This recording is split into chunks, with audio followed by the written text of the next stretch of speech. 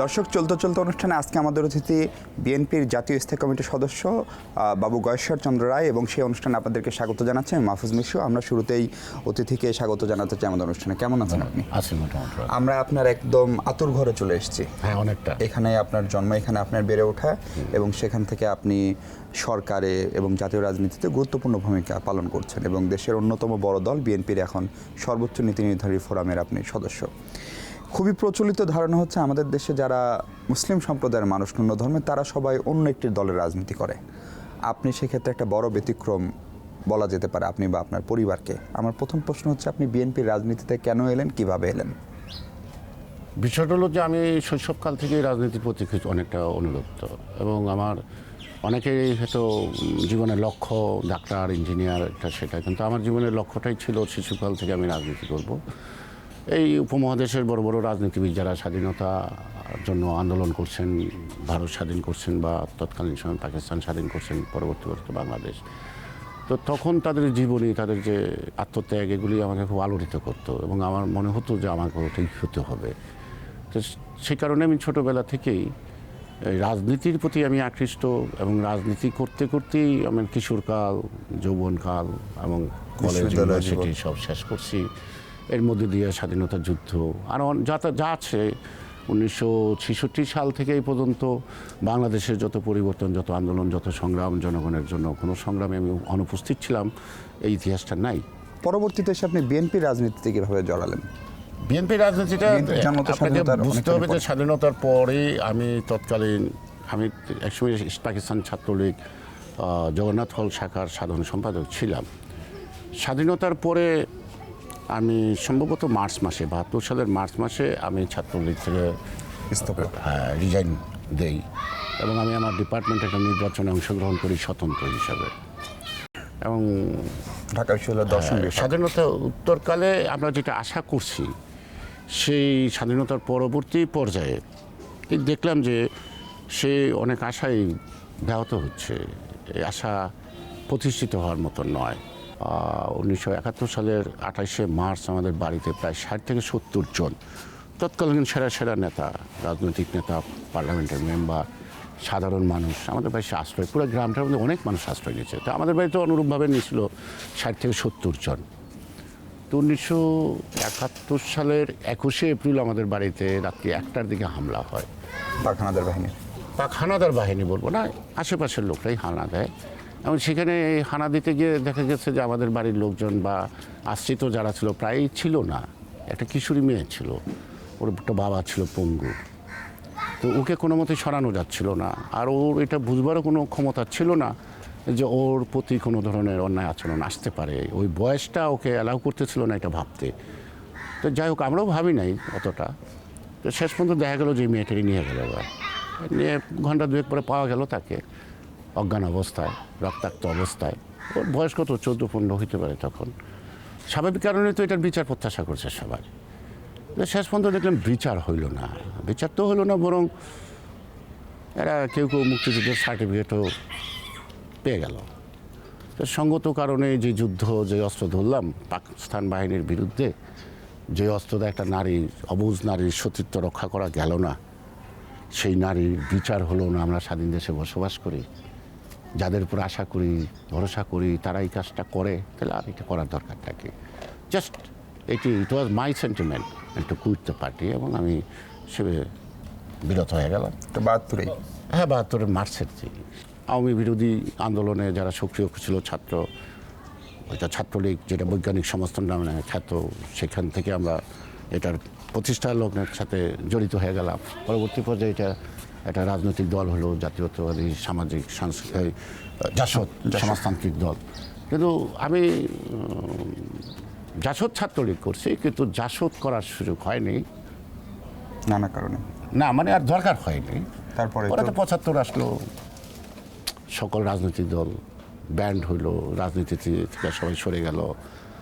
পরবর্তী পর্যায়ে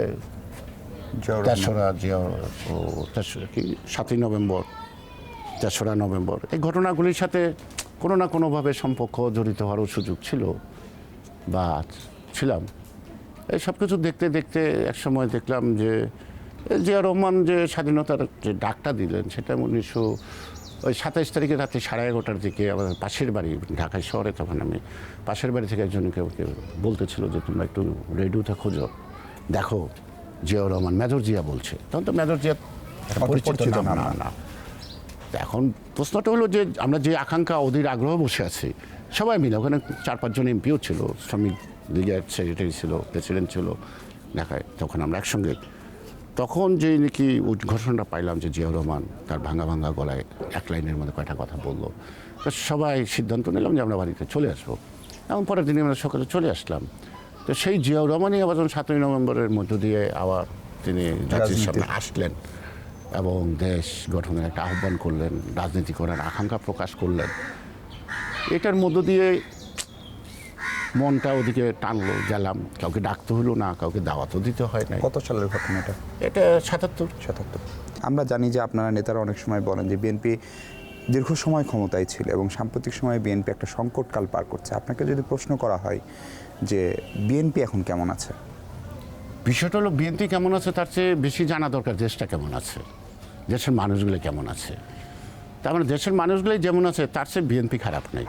যারা মহামনীষীদের কথা হলো যে democracy is worst but better then others, অর্থাৎ গণতন্ত্র খারাপ কিন্তু গণতন্ত্রের চেয়ে ভালো আরেকটা প্রক্রিয়া নাই। কিন্তু সেই গণতন্ত্রের প্রধান একটা উপকরণ নিঃসন্দেহে নির্বাচন, একমাত্র না হলেও সেই নির্বাচনে আপনার দল গেল না। আমরা 2014 আমাদের নির্বাচনে যাওয়ার যেমন রেওয়াজ আছে, নির্বাচনে না যাওয়ার আমাদের রেওয়াজ আছে। আর বিএনপির জন্মটাই কিন্তু বহুদলীয় গণতন্ত্র প্রতিষ্ঠার প্রতিশ্রুতি নিয়ে। কারণ বিএনপি যখন প্রতিষ্ঠা লাভ করে তখনও রাষ্ট্রপতি শাসন ব্যবস্থাই ছিল, কিন্তু রাষ্ট্রপতি নির্বাচিত ছিল না। কিন্তু জিয়াউর রহমানই প্রথম রাষ্ট্রপতি নির্বাচিত হয় প্রত্যক্ষ ভোটে, এবং সেখান থেকে কিন্তু বহুদলীয় গণতন্ত্রের চর্চা শুরু হয় এবং বহুদলীয় গণতন্ত্র প্রতিষ্ঠার অঙ্গীকার নিয়েই কিন্তু বিএনপি প্রতিষ্ঠিত।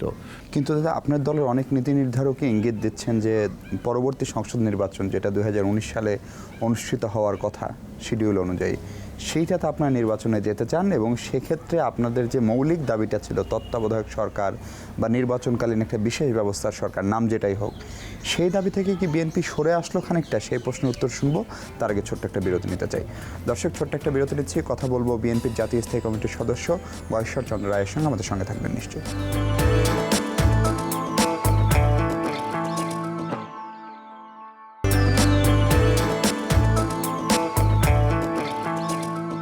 আমরা কথা বলছিলাম বিএনপির স্থায়ী কমিটির সদস্য গয়েশ্বর চন্দ্র রায়ের সঙ্গে। বিরতির পর স্বাগত আরেকবার। আপনাকে বিরতির আগে যে প্রশ্নটা করছিলাম যে আপনার দলের অনেক সিনিয়র নেতা বা নীতি নির্ধারক যারা, তারা কেউ কেউ ইঙ্গিত দিচ্ছেন যে তত্ত্বাবধায়ক বা নির্বাচনকালীন সরকারের ব্যবস্থা না, বর্তমান যে সরকার, যেটি সরকারও চাই সংবিধানের সংশোধনী বাতিল করে যে ব্যবস্থাটি করা হয়েছে এই সরকারের অধীনেই নির্বাচন হবে, সেটার জন্য বিএনপি নির্বাচনে যেতে প্রস্তুত। এটি কি আপনিও কি সেটাই মনে করেন বা এটি কি দলের চূড়ান্ত সিদ্ধান্ত? না, আমি যেটা মনে করি সেটা হলো যে বিএনপির চেয়ারপারসন বেগম খালেদা জিয়া সহ তৃণমূল পর্যায়ে যারা আমরা আছি, গণতন্ত্রে বিশ্বাস করি এবং আমরা নির্বাচনে বিশ্বাস করি, তারা সবাই তো নির্বাচনে যেতে প্রস্তুত আছে। সেই নির্বাচনটাও হতে হবে জনগণের নির্বাচন, অর্থাৎ জনগণ তার ভোটটা নির্বিঘ্নে দিতে পারবে সেই নির্বাচন। তো সুতরাং এই সরকারকে রেখে নির্বাচন, এই সরকারকে না রেখে নির্বাচন, এই প্রশ্নটা আসে না। প্রশ্নটা হলো যে নির্বাচনটা কত অবাধ, কত সুষ্ঠু এবং প্রত্যেকটা ভোটার তার ভোটটা দিতে পারবে কি পারবে না, এই প্রশ্নটা। কিন্তু আপনি যাওয়ার সেটা হলো আগে তত্ত্বাবধায়ক সরকার নামটাকে আপনি যে নামেই ডাকেন না কেন। আর একটা কথা বলতেন যে শেখ হাসিনার অধীনে বা বর্তমান প্রধানমন্ত্রীর অধীনে, সরকারের অধীনে নির্বাচন, এটা প্রবাদ আছে, কাঁঠালে আম সত্য হয় না, আম দিয়ে আম সত্য হয়। সুতরাং এই বর্তমান সরকার এবং প্রধানমন্ত্রীর অধীনে যে সুষ্ঠু অবাধ নির্বাচন কখনো সম্ভব না, এটা একটা মূর্খ, একটা পাগল, যেভাবে যে এটা না বলো কেউ বিশ্বাস করে না। তো সেখানে এই প্রশ্নটা আসবে কেন যে এই সরকারের অধীনে নির্বাচন, কোনো না কোনো সরকারের অধীনে নির্বাচন, সেই সরকারটাকে গ্যারান্টি দেবে আমাদেরকে কি যে সেই নির্বাচনে সবাই ভোট দিবে। কিন্তু পৃথিবীর আর সব দেশেই তো মানে কোনো দেশেই তো নির্বাচনকালীন আলাদা সরকার থাকে না। আমাদের জন্য না, আমাদের দেশে কোনোদিন ছিল না, কিন্তু তারাই কিন্তু আন্দোলন সংগ্রাম করে প্রায় অনেক দিন পার্লামেন্ট থেকে নির্বাচনের পরে, হ্যাঁ, তারা তো এই বিধি আনলো। আরও একটা গুঞ্জন আমরা অনেক সময় পত্রপত্রিকায় পড়েছি, দেখেছি যে দু একটি প্রভাবশালী দেশ ভারত ছাড়া আমি বলছি, মার্কিন যুক্তরাষ্ট্রের কথাই বলছি, যে সেই দেশটির রাষ্ট্রদূত বা তাদের প্রশাসনের পক্ষ থেকেও সম্ভবত বিএনপিকে এক ধরনের আশ্বাস দেওয়া হয়েছিল। এখন অন্য একটি দেশের উপর ভর করে সেই আশ্বাসে বিএনপির আন্দোলন বন্ধ করাটা, এটা আমেরিকা বা অন্যান্য না, যেখানে আমরা গ্লোবালি যদি চিন্তা করি, ডেমোক্রেটিক বিশ্বের তো আমরা একটা সদস্য নাকি, তাহলে অন্যান্য গণতান্ত্রিক বিশ্বের চিন্তা চেতনা বোধের সাথে আমাদের অনেক জায়গায় মিল থাকবে। আজকে এই যে গণতন্ত্রবিহীন রাষ্ট্র বা যেই ধরনের নির্বাচন হয়েছে, গণতন্ত্র বিশ্বাসী দেশগুলি তো এই নির্বাচনটাকে সুন্দরভাবে নিচ্ছে না এবং এটা প্রেস্টিজিয়াস মনে করছে না। এখন ম্যান্ডেটরিটা কনস্টিটিউশনাল হইতে পারে, কিন্তু নৈতিকতার প্রশ্নে কিন্তু গণতান্ত্রিক বিশ্বগুলি সরকারকে সেইভাবে সম্মানিত করছে না বা অ্যাকসেপ্টেন্স দিচ্ছে না, এটা বুঝতে হবে। আমাদের দেশের রাজনীতিতে বিদেশিদের হস্তক্ষেপ বা এক ধরনের চেষ্টা বরাবরই ছিল, এবং সেই চেষ্টাকে আপনারা মানে রাজনীতিবিদরা দলমত নির্বিশেষে সেটা কোনোভাবে অ্যালাউ করেছেন। সেজন্য আমরা দেখি বিদেশি প্রত্যক্ষ পরোক্ষভাবে আমরা কখনো কখনো তাদের বিদেশি মন্ত্রী মিনিস্টাররা আসলে বেগম জিয়াও সাবেক প্রধানমন্ত্রী হওয়া সত্ত্বেও প্রোটোকল ভেঙে তারাও দেখা করার চেষ্টা করেন, আপনার দলের নেতারা করেন, অন্য দলের নেতারাও করেন। ফলে সেইটাকে আমাদের একটা জাতিগত সমস্যায় কিনা যে অন্য দেশের প্রতি, এটা জাতিগত সমস্যা একটাই, যে সিনসিয়ারলি আমরা গণতন্ত্রের চর্চাটা সবাই করি না। আমি যে কথাটা বলছি, কথাটা শুনলে আমার প্রতিপক্ষরা রেগে যাবে, কিন্তু এই কথাটা যদি আমেরিকান লোক বলে, এই কথাটা যদি ভারতীয় লোক বলে, তখন কিন্তু তারা মাথা নত করে মেনে নেবে। এই যে আমাদের একটা অভ্যাস, মনোবৃত্তি, এটা থেকে আমাদের মুক্তি পেতে হবে। আমরা একদিন আগে হোক আর পরে হোক। আপনি বর্তমান সরকারের আন্তর্জাতিক গ্রহণযোগ্যতা নিয়ে কথা বলছিলেন, কিন্তু আমরা যখন সরকারের কারোর সঙ্গে কথা বলি তখন তারা বলে যে জাতিসংঘ তাদেরকে স্বীকৃতি দিচ্ছে, G7 সম্মেলনের প্রধানমন্ত্রী যাচ্ছেন, প্রধানমন্ত্রী নানা রকম আন্তর্জাতিক ফোরামে বাংলাদেশ এখন নেতৃত্ব দিচ্ছে, জাতিসংঘের সঙ্গে সম্পর্ক ভালো, ইউরোপীয় ইউনিয়নের সঙ্গে সম্পর্ক ভালো। তাহলে সেই কথাটা কি আর ধোপে টেকে? এই যে আপনি আমার গ্রামে এই বাড়িতে আসছেন, আশেপাশের বাড়িগুলি যাননি, এখন যদি আপনি আমার সাথে যান, যে আমাকে অপছন্দ করে সেও কিন্তু আমার সম্বন্ধে ভালোই বলবে, আপনাকে বসতে বলবে, আপ্যায়ন করতে চাইবে, কিন্তু তাদের মনোভাবটা এটা কী হলো? এটা সরকারের বা একটা দেশের কতগুলো ডিপ্লোম্যাটিকই আছে, নর্মস আছে। এই নর্মসের মধ্যে ওরা তো আমাদের মতো রাস্তায় মিছিল করবে না, নিশ্চয়ই না, নাকি? ওরা তো আমাদের মতো মিছিল করবে না। সো দ্যাট আপনার এই স্বাভাবিক নর্মসগুলিকে আপনি যদি সম্পর্ক ভালো বা প্রেস্টিজিয়াস মনে করেন, দ্যাট ইজ অ্যানাদার থিং। এই যে এখন একটা নির্বাচনের বাতাস, আসলে তো নির্বাচন তো হবে না, এটা দিয়ে আর কি রাখা, অথবা আমাদেরকে একটু চাপে রাখা না, মানে আমাদেরকে ওইদিকে ডাইভার্ট করা, অথবা আমার দ্বারা এলাকায় গণ্ডগোল বা ঝগড়া শুরু করে দিলাম, কে ইলেকশন করবে, কে নমিনেশন পাবে। তো টোটাল কালচারটাই কিন্তু অ্যান্টি ডেমোক্রেটিক। এখানে কিন্তু আমি কেউ বেশি দোষী, কেউ কম দোষী, আমরা কেউ দোষী নাই কথা বলবো না।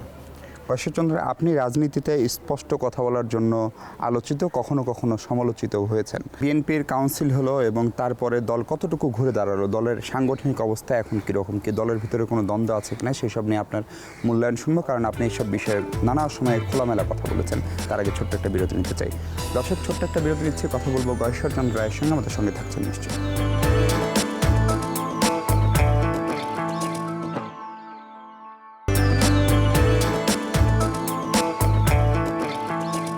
দর্শক, স্বাগত। আর একবার কথা বলছিলাম আমরা বিএনপির স্থায়ী কমিটির সদস্য বাবু ঈশ্বরচন্দ্র রায়ের সঙ্গে। এই কাউন্সিল হলো এবং কাউন্সিলের মধ্য দিয়ে দলে নতুন কি হলো, এবং আপনাদের দলের একজন শুভাকাঙ্ক্ষী মুক্তিযোদ্ধা ডক্টর জাফরুল্লাহ চৌধুরী উনি বলেছেন যে বিএনপি যা করার আগামী 3-4 মাসের ভিতরে তাদেরকে দৃশ্যমান কিছু করতে হবে, এবং না হলে এই দলটি আদৌ আর ঘুরে দাঁড়াতে পারবে কিনা সেই সংখ্যা হচ্ছে তার। আপনার মূল্যায়ন কি? এখন দেখেন, উনি একজন বিজ্ঞ লোক, ওনার মন্তব্য, আর উনি তো যা বলবে তার জন্য কোনো লিমিটেশনের দরকার নেই। কিন্তু আমরা দলকে মূল্যায়ন করব আমাদের মতো করে, আমাদের অভিজ্ঞতার আলোকেই করব। সেটা হলো যে আমরা কিন্তু 86 সালের নির্বাচনের পরে এরকম অনেক কথা শুনতাম সুধীজনদের। জাতীয়তাবাদী দল, এটা তো ধরেন দেশের মানুষের কথা ভেবে, স্বার্থ বিবেচনা করে, আমি যদি সুবিধাবাদী হই তাহলে জাতীয়তাবাদী শক্তি আমার কাছে নিরাপদ না, দেশ আমার কাছে নিরাপদ না। আর সত্যিকার অর্থে যদি দেশপ্রেম আমার মধ্যে থাকে, আমার মধ্যে যদি জাতীয়তাবাদী চেতনাবোধ ন্যূনতম থাকে, তাহলে আমি কখনোই জনগণের পালস বুঝতে ভুল করব না। দেশের মানুষ কিন্তু বিএনপিকে পছন্দ করি একটি মাত্র কারণে, খালেদা জিয়াকে একটি মাত্র কারণে। আপনি যেভাবেই চিত্রায়িত করেন, সাধারণ মানুষ কিন্তু এই যে তাকে আপোষহীন নীতির প্রশ্নে, অর্থাৎ এই যে ওনার বিদেশে যাওয়ার ব্যাপার, ওনাকে বিদেশে পাঠানোর যে একটা যে চক্রান্ত, ষড়যন্ত্র, প্রচেষ্টা 111 দলের অভ্যন্তর থেকে, পরিবার থেকে বিভিন্নভাবে চেষ্টা হয়েছে, কিন্তু উনি কিন্তু অনড় থাকলেন। সেই জন্য বললাম যে এই যে জাতীয়তাবাদী শক্তির একটা আস্থা এখনও অটুট আমাদের নেত্রী বেগম খালেদা জিয়ার উপর। কিন্তু আপনার সংগঠন কি তার সেই হ্যাঁ, আস্থাটা- সংগঠনের ব্যাপারটা যেটা বলবেন, দেখেন একটা জিনিস হলো যে এটা সংগঠন যদি সঠিকভাবে আপনি মাঠ থেকে গড়ে তুলতে চান, তাহলে সেখানে একটা পরিবেশ দরকার, একটা গণতান্ত্রিক পরিবেশ, নড়াচড়া করা। এখন কোথাও আমি একটা মিটিং করতে পারি না, কোথাও আমি বসতে পারি, এই সীমাবদ্ধতার মধ্য দিয়েই কিন্তু আমাকে সংগঠন করতে হয়। তারপরে সাংগঠনিকভাবে অগুছালু অনেকটা আমরা, কিন্তু শক্তিহীন না। কারণ দেখবেন যে আমরা একটা সুযোগ পাইলে ঢাকা শহরে একটা মিটিং মিছিলের, যে সরকার ন্যূনতম একটা অনুমতি দেয়, তাহলে কিন্তু আমরা 24 ঘন্টা 12 ঘন্টা নোটিশে বিশাল বিশাল জমায়েত করে ফেলতে পারি। এই আপনার জমায়েতটা দলের হয় মহাসচিবকে এতদিন ভারপ্রাপ্ত কেন করে রাখলেন আপনারা তো তাকে মহাসচিব করলেন। তাকে তো ভারপ্রাপ্ত করে রাখা হয়নি, উনি গঠনতান্ত্রিকভাবেই নেক্সট পদে ছিলেন বলেই ওনাকে এই দায়িত্বটা পালন করতে হয়েছে। এবং এই দায়িত্বটা পালন করতে গিয়ে এখানে একটা জিনিস হলো যে পরবর্তী কাউন্সিল না হওয়া পর্যন্ত ওনাকে ভারপ্রাপ্ত হিসেবে দায়িত্ব পালন করতে হয়েছে। কিন্তু যখনই পরবর্তী কাউন্সিল হয়েছে, তারপরেই উনি মহাসচিব হয়েছেন। এটা ওনাকে ইচ্ছা করে ভারমুক্ত করা হয়নি, ওনাকে ইচ্ছা করে ভারপ্রাপ্ত রাখা হয়নি। কিন্তু তার নেতৃত্ব নিয়ে এটা প্রক্রিয়ারই। আপনি তার যে সিনিয়র নেতা বিএনপির রাজনীতিতে, এবং আপনি ছাত্র রাজনীতি করা মানুষ, আপনি তাকেও চেনেন। আপনাকে যদি আপনার মহাসচিবকে মূল্যায়ন করতে বলা হয় একজন নেতা হিসেবে, আপনি কিভাবে মূল্যায়ন করবেন? আমি একটা জিনিস বলছি, মানুষ দোষে গুণে। একটা দলের নেতা সব কাজ সবাই পারে না, এক এক কাজে এক একজন ভালো। সবার কাজটা একসঙ্গে করে নেতৃত্ব দিয়ে কাজটাকে কার্যকর করতে হয়, বাস্তবায়িত করতে হয়। মহাসচিবের কোনো কোনো গুণ আছে, হয়তো কোনো কোনো ক্ষেত্রে গুণের অভাব থাকতে পারে। সুতরাং এখানে মহাসচিবকে ভালো ভাবা বা খারাপ ভাবার বিষয় না, বিষয়টা হলো উনি এখন সবাইকে নিয়ে কাজটা করবে, এবং যে যে কাজটা পারে, এতদিনের অভিজ্ঞতায় উনি নিজেই বুঝতে পারেন যে কার সাথে রাজনৈতিক সিদ্ধান্ত গ্রহণ করার ক্ষেত্রে শেয়ার করা যায়, কাকে দিয়ে সাংগঠনিক কাজটা করানো যায়, কে সাংগঠনিক কাজটা ভালো হবে। অর্থাৎ এখানে আবেগ অনুরাগের, রাগ অনুরাগের ঊর্ধ্বে বশবর্তী না থেকে হয়। সকলের মহাসচিব হিসেবে উনি হাঁটবেন, উনি সফল হবেন। একটা প্রচলিত ধারণা বা গুঞ্জন যে আপনার সঙ্গে তার ব্যক্তিগত রাজনৈতিক দূরত্ব আছে, কিংবা কোনো সেটা ইস্যু কেন্দ্রিক হতে পারে, সেটা কোনো কর্মসূচি ভিত্তিক হতে পারে, কিংবা পারস্পরিক ভালো লাগা না লাগা হতে পারে। এই ধারণাটা আমার একটা জিনিস হলো, আমার ভালো লাগা না লাগা ইমেটেরিয়াল। একটা মানুষের সাথে আমি সারাদিন কথা বলতে গিয়ে সব কথার সাথে একমত হইতে পারবো না, আমার সাথেও কেউ একমত হইতে পারবে না। আমি কারোর সাথে একমত না হইতে পারি, কিন্তু তার মত প্রকাশের স্বাধীনতাটাকে যদি আমি করি, বিশ্বাস করি এবং সম্মান করি, সেটি গণতন্ত্র। এইটাই আমার বিএনপির চরিত্র। রাজনীতিতে জনাব তারেক রহমান নিঃসন্দেহে বড় একটা প্রভাবক বা বড় একটা ভূমিকা রাখেন। উনি দীর্ঘদিন দেশে নাই, এমনকি 2006 সালের পরে আপনারা যখন ক্ষমতা ছাড়লেন, তারপরে দলের নানা রকম যে বিপদ আপদ, সেটা মামলা কেন্দ্রিক হোক, সেটা সেনাবাহিনীর পক্ষ থেকে হোক, ভারতের পক্ষ থেকে হোক, বিদেশি শক্তির পক্ষ থেকে হোক, তার পেছনে অনেকেই মনে করেন যে আপনার দলের দ্বিতীয় শীর্ষ নীতি নির্ধারক তারেক রহমানের কিছু ভুল সিদ্ধান্ত বা ভুল পদক্ষেপ দায়ী। আপনি কি মনে করেন?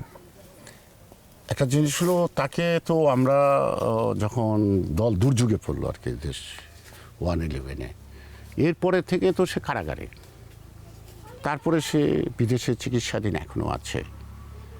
তো সুতরাং আমরা যারা দেশে আছি, পার্টির চেয়ারপারসনের আশেপাশে, এখন আমাদের এই সিদ্ধান্তগুলিতে যদি ভুল হয়, তার জন্য আমরাই তো দায়ী। কিন্তু তারেক রহমানের তার আগের কর্মকাণ্ড সরকার থাকাকালীন সময় সরকারের কর্মকাণ্ডটা একটা জিনিস হলো কি, আমি যতটুকু দেখেছি তাকে, বা আমার সাথে যতবার আলাপ হয়েছে, সে কিছুটা দেখতাম সে একটু সংগঠন প্রিয়। তার চিন্তা চেতনাটা ছিল অত্যন্ত বাস্তবমুখী এবং অনাড়ম্বর। এখন তারেক রহমানকে দেশে ফেরানোর ব্যাপারে আপনাদের পরিকল্পনা কি? এটা তো আমাদের পরিকল্পনার উপর নির্ভর করে না। বাস্তবতা হলো, ওনার একটা শারীরিক কারণ আছে। এই শারীরিক কারণে উনি মাঝে মধ্যে হয়তো আসতে পারে, আবার যেতেও পারে। কিন্তু সব কিছু মিলে ওই একটা কথাই, যে গণতন্ত্রের যে দুরবস্থা, এই নিখোঁজ গণতন্ত্রর যে সন্ধান আমরা খুঁজে পাচ্ছি না, সেই গণতন্ত্রবিহীন দেশে ওনার আশাটা কতটুকু নিরাপদ? আর একটা বড় প্রশ্ন বা বিএনপিকে নিয়ে সমালোচনার একটা বড় জায়গা, আপনি জানেন যে যুদ্ধাপরাধীদের বিচার চলছে, কয়েকজন শীর্ষ যুদ্ধাপরাধীর ফাঁসি হয়েছে, তার ভিতরে একজন আপনার দলেরও শীর্ষ নেতা ছিলেন, অন্যতম শীর্ষ নেতা ছিলেন জনাব সালাউদ্দিন কাদের চৌধুরী। এবং এখান থেকে প্রশ্ন উঠছে জামাতের সঙ্গে বিএনপির এত সখ্যতা কেন? জামাতের সাথে আমাদের রাজনৈতিক সখ্যতা নাই। জামাতের রাজনীতি এক ধরনের, আমার রাজনীতি আরেক ধরনের। জামাতের রাজনীতি আমি করি না, আমার রাজনীতিও জামাত করে না। জামাতের সাথে আমার যে সখ্যতা সেটা হলো কৌশলগত, ইস্যু ভিত্তিক। জামাতের সাথে আওয়ামী লীগ যখন তার রাজনৈতিক দৃষ্টিভঙ্গি বা কোনো স্বার্থ সংশ্লিষ্ট ব্যাপারে একসঙ্গে থাকে, সেটা যদি রাজনৈতিক কৌশল হিসেবে বিবেচিত হয়, তাহলে আমার সাথে গণতান্ত্রিক আন্দোলনে জামাত থাকলে সেটা রাজনৈতিক কৌশল হিসেবে বিবেচিত না হয়ে তার সাথে বন্ধুত্বের কথাটা আসবে কেন? এখন যুদ্ধাপরাধীদের বিচার নিয়ে আপনার অবস্থান কি? যুদ্ধাপরাধীর বিচারের ব্যাপারে আমার কোনো দ্বিমত নাই। আমার কথা হলো যে আমার দল যে স্ট্যান্ড, আমারও একই স্ট্যান্ড। এটা ভালো কাজ ভালো মতো হোক, অর্থাৎ বিতর্কে ঊর্ধ্বে থাকুক।